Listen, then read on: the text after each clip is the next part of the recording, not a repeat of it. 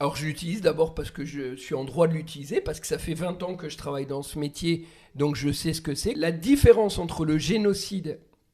et les autres crimes internationaux, notamment les crimes contre l'humanité, c'est l'élément intentionnel. Pour qu'il y ait génocide, il faut qu'il y ait l'intention de détruire en tout ou en partie un groupe en raison de sa nationalité, de son ethnie, de sa religion ou de sa race. Et donc, pour cela, il faut à la fois regarder les paroles, mais surtout les actes et l'ensemble des éléments qui entourent ces actes. Et donc aujourd'hui,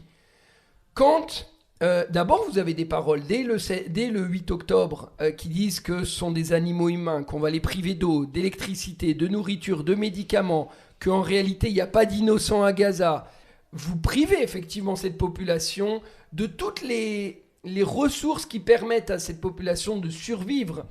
que l'espérance de vie dans cette bande de Gaza chute de 30 ans en l'espace de quelques années, que vous avez 20 000 enfants qui sont tués, et ça c'est des chiffres à minima documentés par les Nations Unies, que malgré les alertes de toutes les juridictions internationales, les ordonnances répétées de la Cour internationale de justice, les conclusions de tous les experts internationaux, les organisations non gouvernementales, Amnesty International, la FIDH, Human Rights Watch, et j'en passe, que tous ont un avis convergent, eh bien, en réalité, vous pouvez légitimement considérer que